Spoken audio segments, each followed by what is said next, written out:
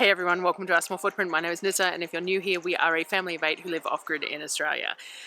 We are hitting the end of our 8 or 9 week grocery period, supply run period, whatever you want to call it. And so we're doing the last of the food prep and planning and the preservation and the stuff that we need to do with the food, and it changes throughout the month. So this is the the tail end of that period, and we're making food from what we have left and things like that. So we're sharing, as per usual, sharing like the day in the life of the kitchen here, and stuff that we've mastered throughout the rest of the month, and using up the stuff that we've got left over and just trying to make it work for the end of the month.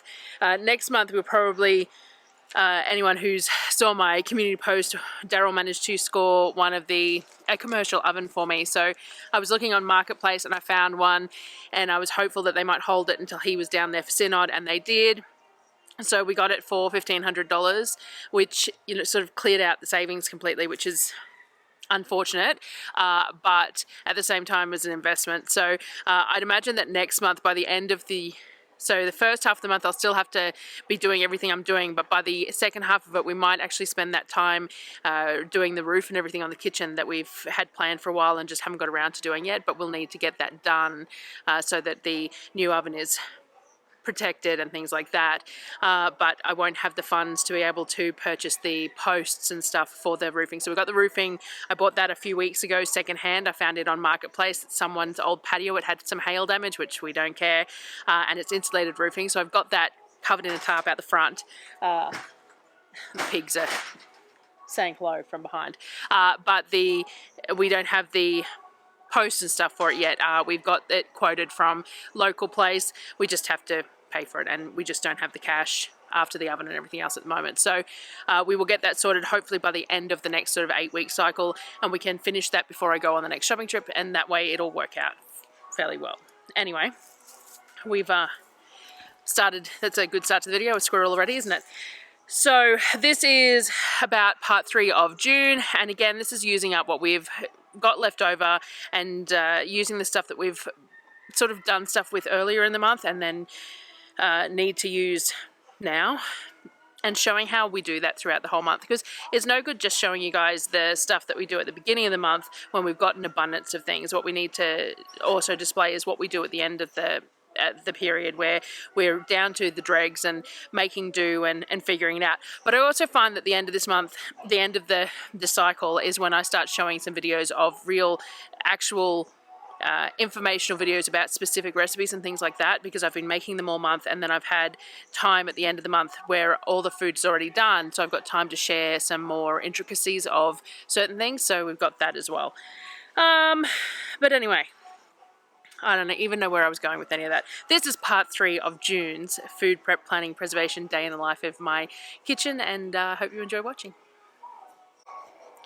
So the beef trim that I had sliced up the other day, one of the things that we really like to do with the beef when we have enough to be able to slice it up into sort of a stir fry, is to have it velveted and stir fried. Again, it's not something like, I won't buy beef specifically for stir frying because it's expensive, but with the beef trim it's the $10 a kilo flat rate, and if we have the pieces that can be used for stir fry, then I'm okay with it. So we either like stir fry over rice or with noodles. I don't mind which. We have it with vegetables. I use some bicarb and some water and massage that in well until there's no sort of loose water in the bottom of the bag or the bowl or whatever you're mixing it in. I add some cornstarch and a little more water if needed till the meat is sort of coated in a bit of a paste rather than floured as such. And then I add a little bit of seasoning. In this case I used a little Vegeta, some soy sauce, some salt and pepper, a little oil, and again massage it really well. Put it aside, and I'll either use this in a couple of hours or I'll fridge it overnight, or sometimes I've even vacuum sealed it and frozen it for use on another day. But we're at the end of the month at the moment, so this is something that we're going to use tonight as a meal because we're running through stores at the moment. It was about 2 p.m. when I did this, so then it just went to the fridge for a couple of hours for dinner that night. So all we did with it was you did a super simple udon noodle stir fry. Now this becomes such a decadent and amazing meal by having that beef with it. We eat this a lot with chicken, and chicken is still $11 a kilo. Like it's still not expensive, nor is it cheap, but beef, I don't know what it is. I suppose just because we don't eat beef that often.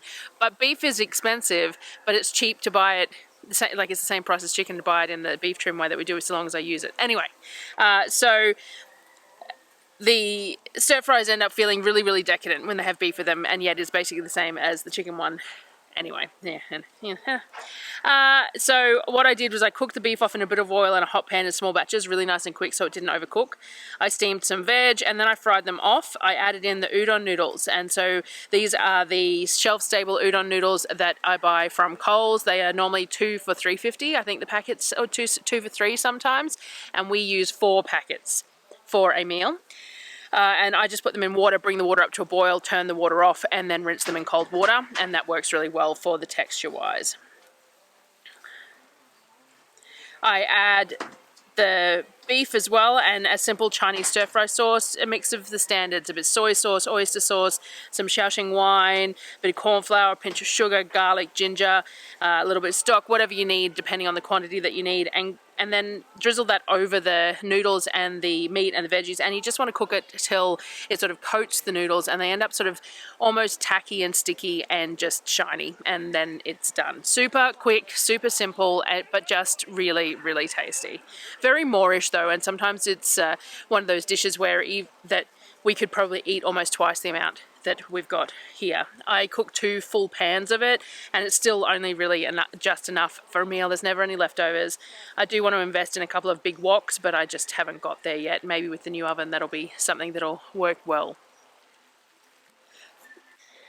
The next day I did a trial of a new variation on my English muffins. I normally make these sourdough, but I just haven't been able to get my starter and sourdough working at the moment with the temperatures of daytime temperatures and the nighttime temperatures and everything else. It just isn't working for me at the moment. I got that proofing box going, but it doesn't hold the temperature long enough overnight for my starter to actually hit peak at any point. So I think I need something smaller for my starter by itself, but then I'm also going to need a smaller proofing box for a bowl that can go inside the house for the sourdough if it needs to go overnight. The temperature inside is sort of 20 when the fire's going, so 20 until all the way up to about midnight, but from midnight to when we get up in the morning, it drops drastically, and sometimes when I get up it's sort of 5-6 degrees inside, sometimes it's 10. Too cold for sourdough to do what it needs to do, so I'm still working on that. So because I'm not doing sourdough, I needed to sort of figure out some recipes that were working with yeast. Now, I like my English muffins fairly light and fluffy and not too cakey, so I don't like to have egg in my recipe, and I'd like to use half water and half milk as the liquid because I don't like it full milk either. So I also wanted it to use a whole tin of coconut cream rather than a half tin because we wanted to be able to use that. I don't like having half a tin that has to sit in the fridge because you can't have it in the tin sitting in the fridge. You have to decant it into a jar and then you have to remember it's there. Anyway, so I altered the dough to have the ratios that I wanted, and I mixed it up with KitchenAid, then stuck it in the proofer to double. Once it had doubled, I shaped it into rounds. Another thing that I'm trialing here, instead of laying it out flat and cutting it out, I normally just cut it in squares because I can't be bothered with circles and I don't want to have to re-roll anything. And the squares are fine, but they're not English muffins, are they? They're squares, and that it does make a little bit of difference. Visually impactful difference. I started out weighing the dough and then shaping it and placing it on a tray with semolina so that it could have another 15 to 20 minutes to puff up before cooking. I placed the trays back in the proofer rotationally as I was going along. I don't have a shelfer in the proofer at the moment, so I can only put one sort of tray in there. I'm going to have a look at that. I've taken measurements and I'm going to have a look at that when I go to Kmart this month. I heated up the cast iron and sprinkled some semolina in the bottom of that, placed the muffins in and putting a lid on. Now you can bake these.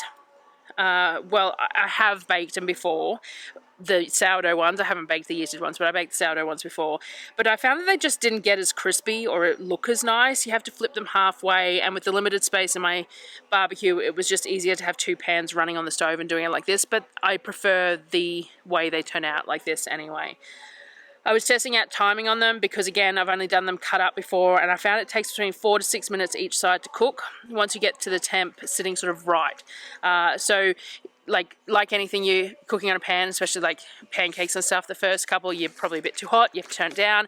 Then you normally turn it down a little too far and you have to turn it back up a bit. So once you get the temperature just right, it takes about 4 to 6 minutes for each side. I did check the internal temperature of them as well, just to make sure, because these are slightly different than what I'm doing, to make sure that my timing and my judgment of how they looked was working as well. So once I checked that, I pulled them off and repeated the process. They seemed a little too big when you consider just putting like an eye of a piece of bacon and an egg on them, or a sausage patty and an egg. They only need to be that diameter for it to work. And I don't want excess bread size, because they'll still want to eat two. Whether they're small or large, the children still will want to eat two, because there's that whole kid thing about they're missing out if they don't get to eat two, even if one's the same size as two would be. It's just, you know, it's children. So I wanted to make them a little bit smaller, so the next lot that I put on, I shaved the weight of the dough down and made them a little bit smaller. And they actually turned out, like, considering the dough dropped by like 20 grams, they actually turned out a very similar size, but a little bit more uniformly round, which worked out really well. I'd also mixed up some dough for hamburger buns for dinner that night.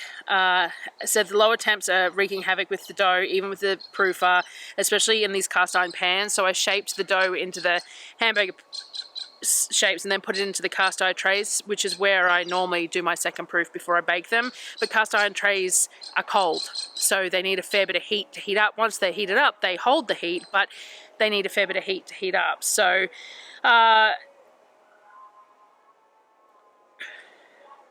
So I put them into that cast iron and let them do the second proof in the proofer, but they didn't proof fantastically well, but they looked fine. I brushed an egg yolk over them before baking so they're nice and browned when they're cooked, and then put them into bake. Now, one of the big downfalls of using a barbecue as an oven, I had 3 trays worth of hamburger buns, and I thought I'd give it a go at cooking them all, but by doing that it basically blocked the heat. So all the heat was underneath and none from above, which lends to over browning on the bases and yet undercooked looking on the top. They are cooked, but they're really blonde and anemic looking on the top. I really should have done 2 trays at a time. I also had to use a probe to check internal temperature because of that lack of colour on the top, letting me know how well they cooked they were, which meant there was one which had a big hole in the side of it, and it wasn't the most successful hamburger bun baking that I had ever done. I pulled out 2 kilos of the beef that I had minced the day before to use for the hamburger patty, so I had just put this 2 kilos in a Ziploc bag in the fridge because I knew I was making hamburgers. Now I stayed really simple with my hamburgers. I just add onion powder and some salt and bring the meat together well, emulsifying it slightly to get while massaging it through so it will hold together when we make the patties. And I cook them off in the cast iron. I do actually use my small tortilla press, cast iron tortilla press, to press my burgers. So they're sort of like smash burgers. I did get sent a cast iron burger press for to press it in the pan, but I'm struggling to get it to work, and I think part of it is that it needs to be hot as well, and with only 2 burners and then the 2 plates full of, like the 2 trays full of burger patties all the time, I can't keep the press heated as well. Now that we have getting that oven, I might be able to get it to work better, but it wasn't working real well. Everything kept on sticking to it, so for the moment we've just been using the tortilla press to press the burgers before I put them in the pan. I put everything on a platter for the kids so they can build their own burgers. We generally have mayo and onion jam on offer as well, sometimes dairy-free cheese. I had real cheese on mine because I still had some left, and I could, but I normally make them up some dairy-free cheese to slice or spread as well. It just depends on what's happened in that period and what else I'd done that day. For lunch the next day, we would have had leftover burger buns and patties or eggs on buns or something, and for dinner we made creamy ramen. I've been asked how I make this a few times, so I purposely got a bunch of it on film for you. I pulled a bag of what I thought was chicken out of the freezer. I thought it was just like grilled chicken thighs, like what I normally freeze up, but it turned out to be pulled pork, but that works too. I fried that off in a little bit of oil till it was all defrosted. I then added a bag of the seasoned corn that I had made a couple of months back and vacuum sealed. This had been fresh cobs that I'd sliced the corn kernels off the cobs, fried it off in some smoked paprika and spices, and then vacuum sealed it up for future meals. I heated that up with the pork as well. I added in a generous amount of sliced cabbage to cook off also, adding a little ghee to help that cabbage wilt off. So we're looking to get that cabbage to reduce in size. We like it still to be a little bit toothsome in the middle, but softer on the outside edges. I made up a bunch of mayo, made up a batch of mayo using a couple of eggs, some cowboy candy and some lemon juice, along with some Dijon mustard and a pinch of salt. I blended that up and then kept blending as I was adding the olive oil until it was thick and creamy. I brought a big pot of water up to the boil to cook off the Jinmailing ramen noodles.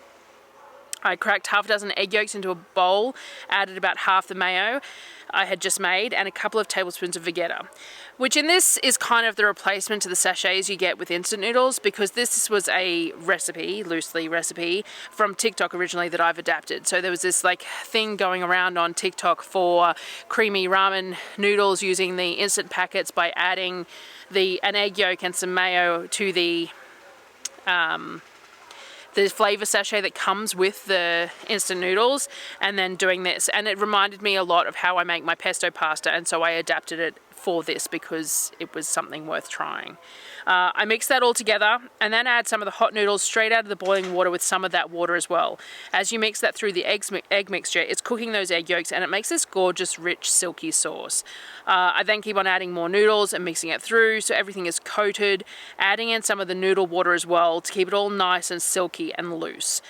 You don't want it gluggy, so you do want to keep on adding that pasta water or noodle water more than you would expect to, so because the noodles keep sucking up sauce. So if you're going to strain your noodles too, like if you're going to pour them into a colander or whatever, keep a jug of that noodle water aside as well, because after a couple of minutes your noodles will really thicken up again too. And the thing about ramen is that you don't want it tacky like that. You want it really nice and loose, almost soupy, or I do if I'm doing ramen noodles. I mixed all the pork, the cabbage and the corn into the noodles, tossed it through, and then kept on adding starchy water as needed to get that consistency for what I was looking for. This is a favorite dish of ours. It's super simple, very tasty, very versatile. You can add any veggies or meats that you want with it. You can even have it with nothing in it. You can just have the noodles like an instant noodle dish with just the ramen noodles, a bit of the Vegeta, egg yolk and mayo, and it works quite well. The base flavors are sort of salty and creamy, but very neutral. So the barbecue pulled pork worked in this just as well as standard grilled chicken does, but it would work with seafood, it would work with anything. It's one of those meals that I can pull stuff out of the freezer, not know what to make, and just go, oh, I'll just turn it into ramen. So that was another couple of days in my kitchen and what we were doing towards the end of the month, using up things. I think that was the very end of the last cabbage, possibly. So we did quite well keeping the cabbages for as long as we did. And I think that might have been the last pulled pork, and I don't think there's any more chicken in the freezer either. I think that might have been the last like bag of pre-cooked meat that was stored in the freezer. We still do have a couple packets of the ramen noodles because I always try and keep extra of those so that if we get really desperate at the end of the month, they're always there.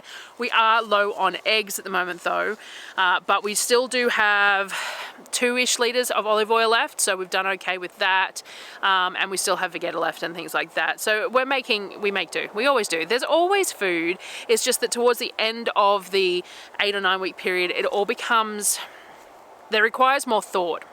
There requires more purpose to the cooking rather than just pulling a few things out and knowing that there's going to be fresh veggies and things like that to cook or whatever. You need to just plan it a little heavier, and it's not a bad thing. And it is partly how we, save the money, is by making that work the way it does, sort of thing, so yeah, I hope you enjoyed watching, and I will see you guys on the next video.